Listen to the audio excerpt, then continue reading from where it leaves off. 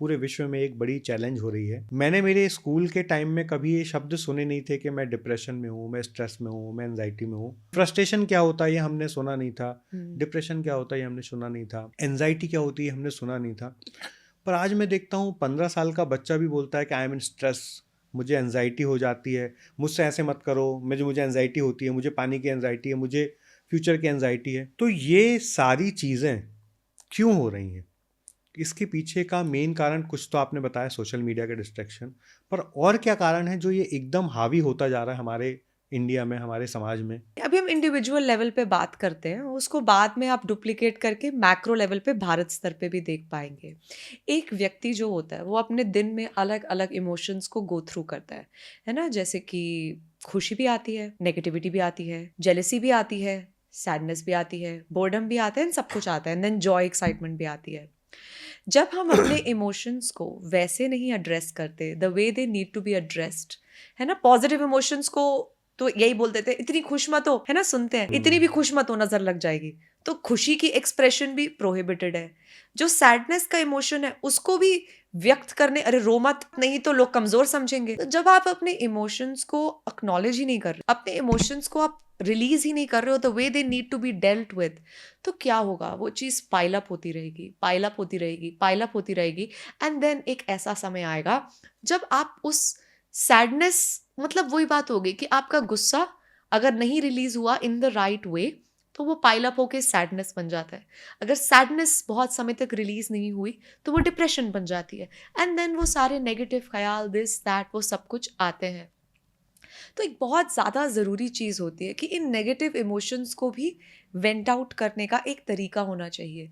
इनको डील करना is not a bad thing. मतलब डेफिनेटली ग्रैटिट्यूड तो है जो है।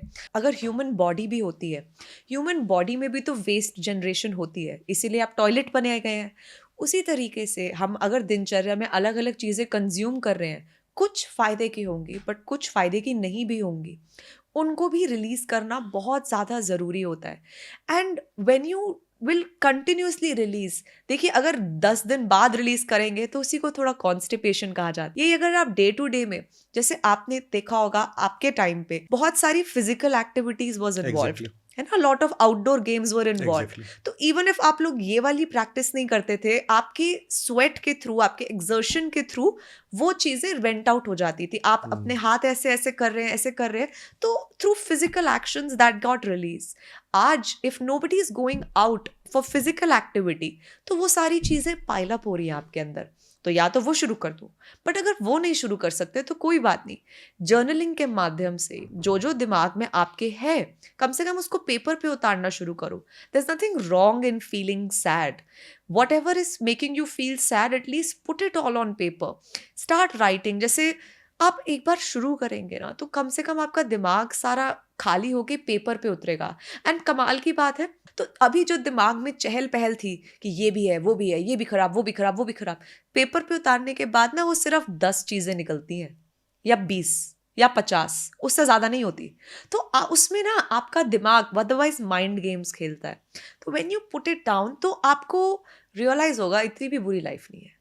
सिर्फ ये 10 टॉपिक्स ही हैं जो मेरे को नहीं सॉल्व करने, बाकी सब तो ठीक चल रहा है। आपको रैशनल थिंकिंग करने में ये अभ्यास मदद करता है थोड़ी बहुत, कि अब ये 10 टॉपिक्स हैं जिनको मुझे ठीक करना है। अब ग्रैटिट्यूड का रोल एंटर करता है, क्योंकि अब आपको थोड़ी थोड़ी थोड़ी थोड़ी दिमाग में स्पष्टता आ रही है कि ओके, ये वाले एरियाज नहीं काम कर रहे और अब मैं देखती हूँ। तो यहाँ पे अब आप देखेंगे, अच्छा अब मेरे जीवन में अच्छा क्या चल रहा है, क्योंकि अब आपको अपने दिमाग को ट्रेन करना पड़ेगा। आपके दिमाग के अंदर और कोई फीडिंग नहीं कर सकता, सिर्फ आप ही जो सोच रहे हैं, देख रहे हैं, सब कुछ कर रहे हैं, उसी के थ्रू फीडिंग हो रही है। तो that is where it is very very important कि आप नियामतें अपनी दिन की शुरुआत में ही लिखना स्टार्ट कर दीजिए। अगर आप ऑटो मोड पे अब इस केस में दिमाग को छोड़ देंगे ना, तो वो जैसे होता है ना खुला सांड, वो कहीं भी सन मारता रहेगा, it may not be in your highest favour. तो इसीलिए अब उसको एक निर्धारित डायरेक्शन देना बहुत जरूरी है कि अच्छा मैं चाहता हूं कि मेरा आज का दिन अच्छा शुरू हो। तो आप जानबूझकर अपने दिन की अच्छाइयां गिनना शुरू करेंगे, ताकि आपके दिमाग को आप धीरे धीरे धीरे धीरे ट्रेन करें कि ओके, ये अच्छा चल रहा है, ये अच्छा चल रहा है। देन सिमिलरली रात में सोने जाने से पहले जो भी उस दिन आपके साथ अच्छा हुआ उसको आप चाहें तो लिख कर सकते हैं।